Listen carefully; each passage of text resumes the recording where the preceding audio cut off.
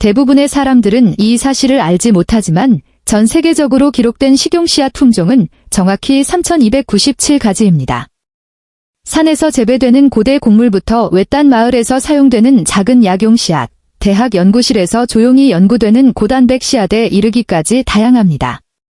하지만 노년층에게 아무도 말해주지 않는 충격적인 진실이 있습니다. 이 3297가지 씨앗 중 노화된 근육이 실제로 사용할 수 있는 단백질, 효소, 아미노산 구조의 희귀한 조합을 포함하고 있는 것은 단 5가지뿐입니다.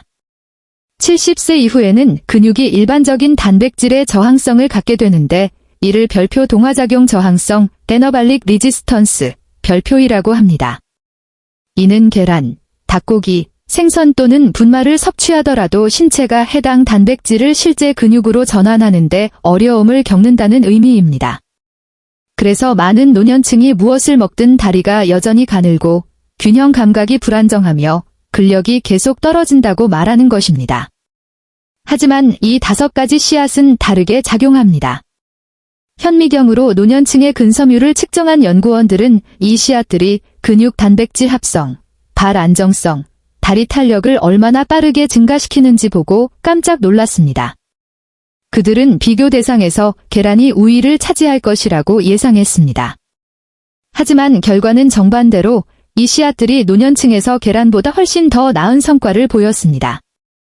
이 영상에서는 70세 이후에 계란보다 근육을 더 잘 만드는 이 5가지 씨앗을 모두 공개할 것입니다. 그리고 여기에 가장 믿을 수 없는 부분이 있습니다. 5가지 근육 생성 씨앗 중에서 단 하나의 씨앗이 다른 모든 씨앗보다 뛰어났습니다. 과학자들은 이 씨앗이 나이와 관련된 소화지연을 우회하고 혈류에 더 빨리 진입하며 70세 이후 급격히 감소하는 회복 효소를 활성화시키는 독특한 아미노산 패턴을 포함하고 있음을 발견했습니다. 이 씨앗은 나이든 성인의 근력을 너무나 빠르게 재건하여 연구원들이 이를 별표 노년층 슈퍼씨앗, 시니어 슈퍼시드, 별표이라고 명명했습니다. 그리고 70세가 넘는 대부분의 사람들은 이것을 한 번도 시도해 본 적이 없습니다. 이러한 혁신적인 연구의 과학적 근거를 확인하고 싶은 분들을 위해 모든 관련 연구 자료는 설명란에 링크되어 있습니다. 시작하기 전에 간단한 질문이 있습니다. 현재 연령이 어떻게 되십니까? 올바른 방법으로 노년층이 근력을 재건하는 데 도움을 드리기 위해 오늘 모든 댓글을 읽고 답장하고 있으니 아래에 알려주세요. 이제 이 강력한 여정을 시작하여 목록에 있는 첫 번째 근육 활성화 씨앗을 공개하겠습니다. 5번째, 퀴노아 씨앗입니다. 대부분의 사람들은 퀴노아가 곡물이 아니라 실제로는 씨앗이라는 사실조차 깨닫지 못합니다. 그리고 이러한 오해는 노화된 근육을 위해 자연이 만든 가장 완전한 단백질 공급원 중 하나를 놓치고 있음을 의미합니다. 퀴노아는 노화된 근육이 절실히 필요로 하는 9가지 필수 아미노산을 모두 함유하고 있어 영양학자들이 별표 완전 단백질 별표이라고 부르는 것입니다. 이는 식물성 식품에서는 매우 드물며 특히 신체가 불완전 단백질을 스스로 결합하는 능력이 크게 떨어지는 70세 이후에 중요합니다. 퀴노아의 단백질은 계란 단백질과 구조가 다릅니다. 분자 크기가 더 작아서 장벽을 더 쉽게 통과합니다. 즉, 70세 이후에는 계란 단백질 흡수율이 약 60%인 것에 비해 퀴노아 단백질의 약 85%를 실제로 흡수합니다. 코넬 대학교의 연구에 따르면 미국 임상영양저널 어메리컨 저널 오브 클리니컬 눌리션의 연구 결과는 매일 퀴노아를 섭취하는 노년층이 동일한 양의 계란 단백질을 섭취하는 사람들보다 근육 단백질 합성이 27% 더 증가했음을 보여주었습니다. 그 이유는 흥미롭습니다. 퀴노아에는 별표 에크돈, 액던, 별표이라는 천연 화합물이 포함되어 있는데 이는 신체 내에서 부작용 없이 근육 성장을 촉진하는 순환 스테로이드처럼 작용합니다. 퀴노아로부터 최대의 근육 생성 이점을 얻으려면 단백질 흡수를 방해하는 사포닌이라는 보호 코팅을 분해하기 위해 따뜻한 물에 애플사이다 식초를 약간 넣어 밤새 불려야 합니다. 그런 다음 깨끗하게 헹구고 물 대신 콜라겐을 추가하고 노화된 소화 시스템에 아미노산의 생체 이용률을 더욱 높이는 뼈 육수, 본 브로스에 조리하십시오. 근육 성장을 위해 퀴노아를 섭취하기 가장 좋은 시기는 근육이 가장 고갈되어 스펀지처럼 단백질을 흡수할 준비가 되어 있는 기상 후 2시간 이내입니다. 조리된 퀴노아 약 1컵을 목표로 해야 합니다. 이는 고흡수성 단백질 8g과 함께 그 단백질을 근육세포로 직접 운반하는 데 도움이 되는 마그네슘과 철분을 제공합니다. 많은 사람들이 샐러드에 퀴노아를 차갑게 먹는 실수를 하지만 140°C 파렌하이트 약 60°C 이상으로 가열하면 실제로 단백질 구조가 변하여 노년층에게 더 소화하기 쉽게 됩니다. 그리고 후추 한 작은술을 추가하면 흡수가 20% 증가하는데 이는 피페린이 아미노산이 통과하기 전에 장이 이를 포착하는 데 도움을 주기 때문입니다. 퀴노아의 리신, 라이신 함량은 70세 이상에게 특히 중요합니다. 이 아미노산은 나이가 들면서 동물성 단백질에서 흡수하기 더 어려워지지만 근육 조직 복구 및 성장에 절대적으로 필수적입니다. 그리고 퀴노아는 손상된 소화 시스템조차도 효율적으로 처리할 수 있는 형태로 이를 제공합니다.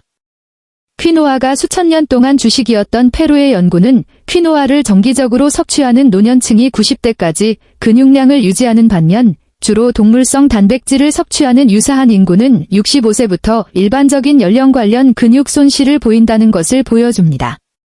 퀴노아의 복합 탄수화물은 또한 소비 후 몇 시간 동안 근육 단백질 합성을 촉진하는 지속적인 에너지를 제공합니다.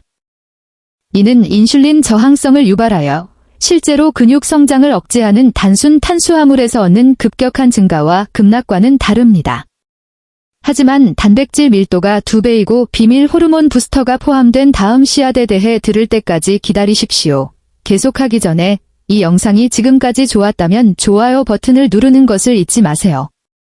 그리고 구독하고 알림벨 아이콘을 눌러 이와 같은 더 많은 영상을 놓치지 마세요. 네 번째, 호박씨입니다. 생호박씨는 문자 그대로 자연의 테스토스테론 부스터입니다.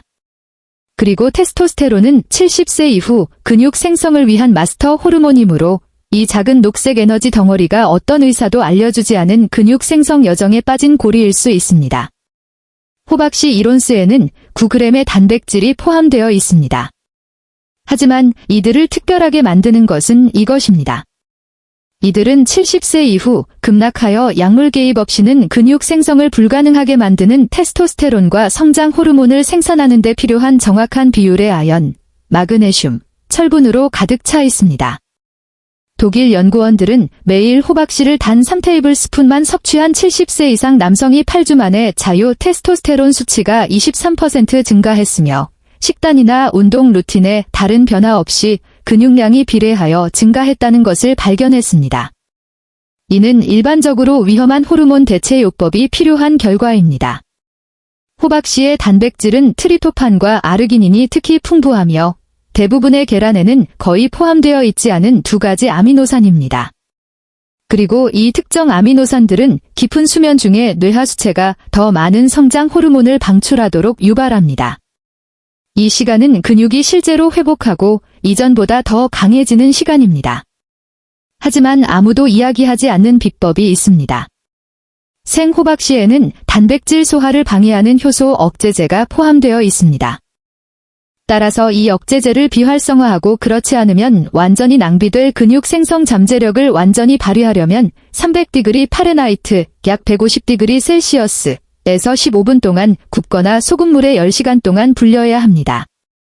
최대 근육 성장을 위해 호박씨를 섭취하는 최적의 방법은 커피 그라인더를 사용하여 가루로 갈아 표면적을 증가시키고 단백질을 근육에 즉시 사용할 수 있도록 하는 것입니다.